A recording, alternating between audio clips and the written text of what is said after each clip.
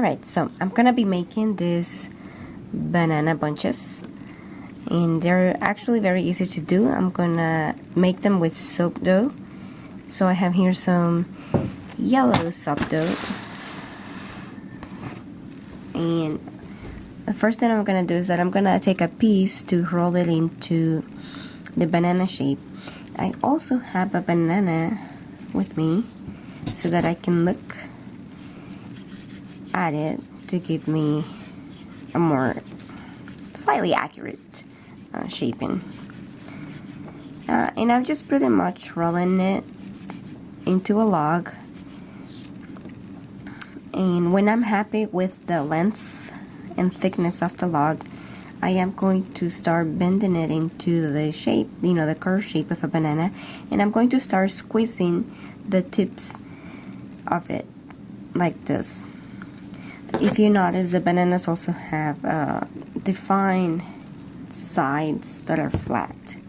I'm not gonna try to replicate every single one of them, but I will lay it on the side on a flat surface and press so that that side will be flat, similar to what a banana has in real life. I'm not trying to be actually too accurate with this ones though, because they will be part of a bunch, so you will not see even all of the sides of it. But if you do have a flat side, they will stack together more easily when you put them next to each other.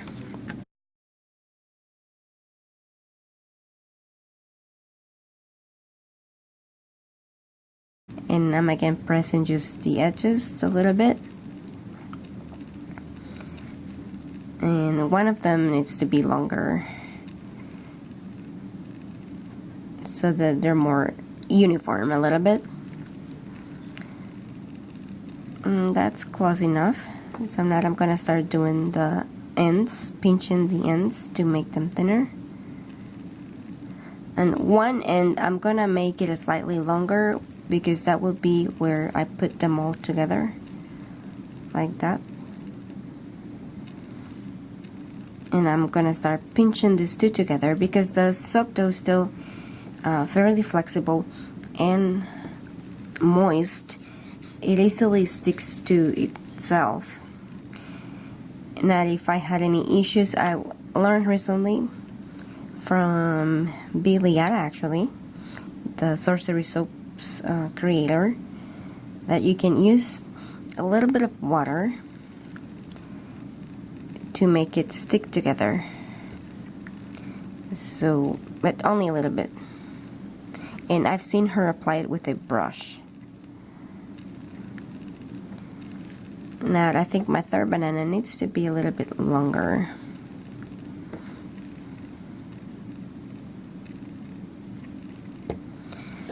And I'm also going to press it against the flat surface. And then I put it together with the other ones, and I start pressing on the top.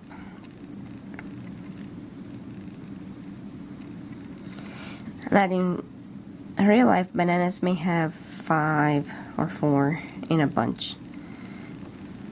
I'm not making an exact representation, so I'm only putting 3. And since they're fat enough, they look good enough together. Now, this is optional. I'm going to add a black dot to the tip of the bananas.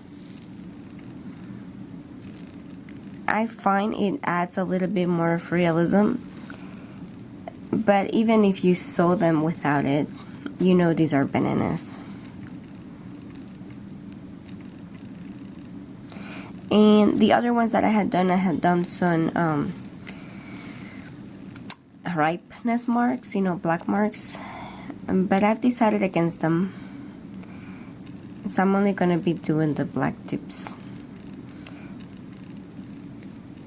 And I may add some black to the place where they hang, but I'm not sure yet.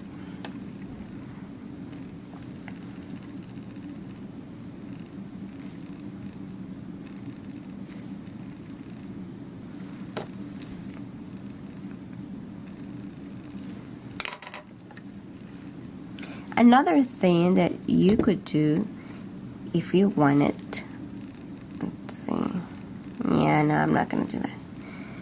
You could dust a little bit of green mica on the back and on the top and on the edges if you wanted to give it a not so ripe look. Well, thank you for watching.